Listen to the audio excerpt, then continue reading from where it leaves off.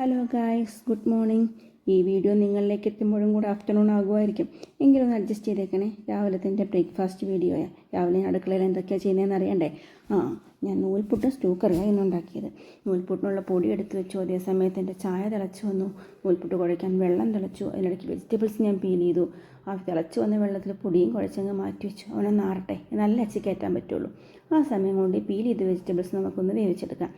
അത് വെന്ത് വരും. 2 വിസിലടിക്കണമെന്നേ. അപ്പോഴേക്കും നമുക്ക് ഉള്ളിയെല്ലാം ഒന്ന് വൃത്തിയാക്കി അരിഞ്ഞെടുക്കാം. അപ്പോഴേക്കും വിസിലടിച്ചു. ഒരു ഗ്ലാസ് ചായയും കുടിച്ചു. മൊത്തം കുടിച്ചില്ല കേട്ടോ, ഇച്ചിരി അവിടെ ഇരിപ്പാ. രാവിലെ ചായ കിട്ടുന്നത് ഒരാശ്വാസമാണ്. അങ്ങനെ ഒരാൾക്ക് ചായയും കുടിച്ച് വെച്ചിട്ട് ഞാൻ എന്നാ ചെയ്യുന്നു, ഇതേ പിഴിയുകയാണ്.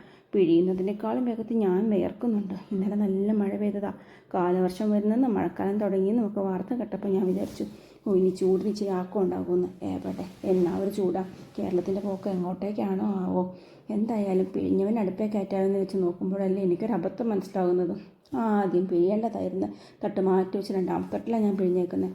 ഇനി അവനെ മാറ്റി ഞാൻ ആദ്യത്തെ തട്ടിനകത്തേക്ക് പിഴിഞ്ഞെടുക്കണം. അത് പിഴിയാന്ന് കരുതി നോക്കുമ്പോൾ അങ്ങോട്ട് തിരിച്ച് വെച്ചാച്ച് ഇങ്ങോട്ടേക്ക് വരാൻ അതിലേറെ ബുദ്ധിമുട്ടാണ്.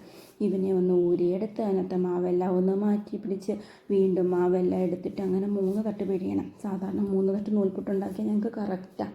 പക്ഷേ ഇന്ന് മാവ് ഇച്ചിരി കൂടി പോയി. അതുകൊണ്ട് എന്നാ പറ്റിയത്, അടുത്തൊരു തട്ടും കൂടെ പിഴിയണം. ഇന്ന് ഉച്ചയ്ക്ക് ഞാൻ നൂൽപുട്ട് കഴിച്ച് അഡ്ജസ്റ്റ് ചെയ്യേണ്ടി വരുമെന്നാണ് തോന്നുന്നത്. വേസ്റ്റ് ആക്കാൻ പാടില്ലല്ലോ. വേറെ ആരും അങ്ങനെ അധികം നൂൽപുട്ട് കൂടെ കഴിക്കത്തുമില്ല.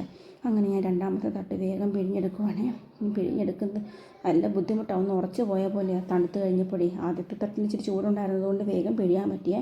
അങ്ങനെ നൂൽപുട്ടൊക്കെ അടുപ്പിലാക്കി ഇത് സ്റ്റൂ കറിക്കുള്ള എണ്ണയെല്ലാം ഒഴിച്ചേച്ച് പീൽ ചെയ്ത് വെച്ച് വേവിച്ച് വെച്ച് വെജിറ്റബിൾസും അരിഞ്ഞ് വെച്ച ഉള്ളിയെല്ലാം കൂടെ വഴറ്റിയെടുക്കുക. ഇതിനിടയ്ക്ക് കൂടെ തേങ്ങാപ്പാലും പിഴിയുന്നുണ്ട്. പിന്നെ നോക്കുമ്പോൾ കുരുമുളക് കൂടി കാണാനില്ല.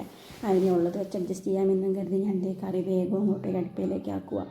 കണ്ടോ, തിരക്കിട്ടാണ് എല്ലാം ഞാൻ ചെയ്യുന്നത്. അങ്ങനെ തേങ്ങാപ്പാൽ ഒഴിച്ച് കറിയായി. ഇതിനിടയ്ക്ക് മോന് വേണ്ടിയുള്ള പാലും ഞാൻ തിളപ്പിച്ച് വെച്ചു.